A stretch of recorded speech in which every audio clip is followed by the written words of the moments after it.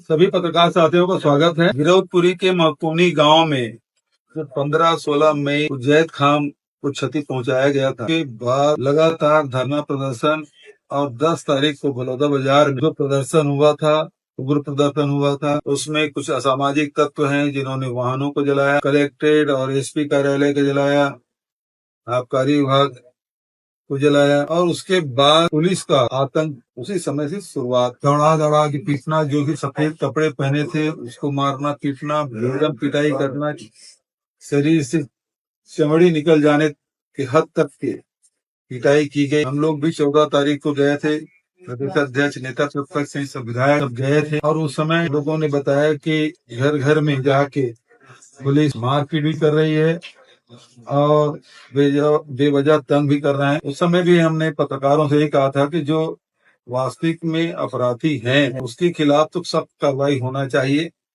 लेकिन जो निरपराध हैं उनको किसी प्रकार के पुलिसिया प्रताड़ना नहीं किया जाए। और लगातार इस प्रकार से घटनाएं हुई। हम लोगों ने कुछ सवाल उठाए, भारतीय जनता पार्टी की तरफ से आरोप लगाए गए।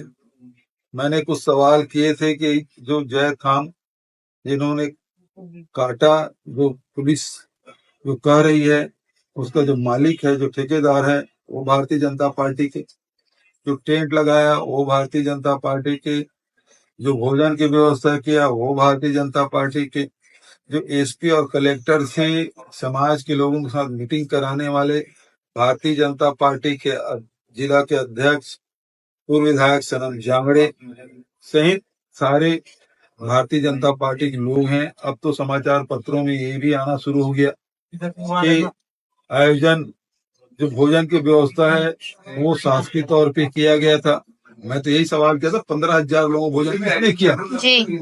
तो ये भी आ गया है कि किस अधिकारी के कहने से किस अधिकारी ने व्यवस्था की, इसकी भी जानकारी आ चुका है। अब आज किशोर नौरंगे जो आयोजनकर्ता में से एक है वो पुलिस रिमांड पे है।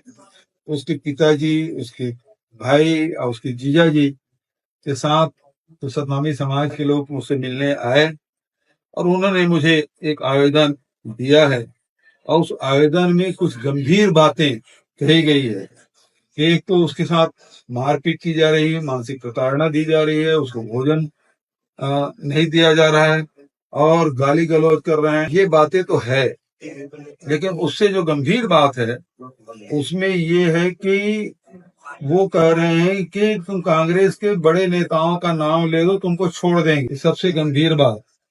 और उससे गंभीर बात ये है कि उसे वहां कलेक्ट्रेट ले जाते हैं रोज शाम को और उसके बाद उसको वीडियोग्राफी करते हैं, उसके हाथ में पत्थर पकड़ाया जाता है, उसे फेंकवाते हुए उसके डंडा पकड़ाते हैं, उसे मारते हुए उसको वीडियोग्राफी कर रहे हैं।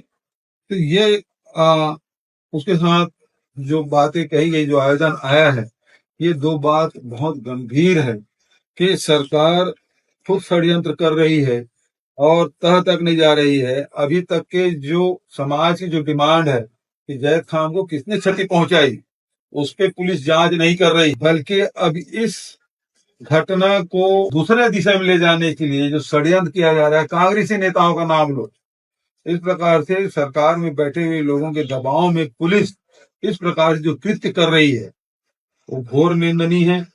निष्पक्ष जांच होना चाहिए और इस प्रकार से प्रताड़ित नहीं किया जाना चाहिए। और जो अभी पुलिस जिस प्रकार से स्टोरी बना रही है कि उसे ले जा रहे हैं आक्रोशित मुद्रा में, उसे डंडा पकड़ा के उसके साथ फेंकवाया जा रहा है, पत्थर फेंकवाया जा रहा है, ये बेहद ही गंभीर मामला है। इस प्रकार के जो षड्यंत्र भारतीय जनता पार्टी की सरकार और उसके अधिकारी और पुलिस के लोग इस प्रकार से कर रहे हैं, इस प्रकार से कोई कृत्य नहीं किया जाना चाहिए। जो भी अपराधी है वो पकड़ा जाए और जिन्होंने गलत किया है उसके खिलाफ सख्त कार्रवाई की जाए। हम आज भी कर रहे हैं, लेकिन इस प्रकार से षड्यंत्र सरकार के द्वारा, सरकार में बैठे हुए लोगों के निर्देश पर यदि किया जा रहा है तो बेहद गंभीर मामला। मैं इसकी निंदा करता हूं और ये चेतावनी भी देता हूं कि इस प्रकार के कोई षड्यंत्र न करे। इतने बड़े हादसा को दूसरी दिशा ले जाने की जो उसी षड्यंत्र किया जा रहा है, ये बिल्कुल गलत है और ये बिल्कुल नहीं होना चाहिए।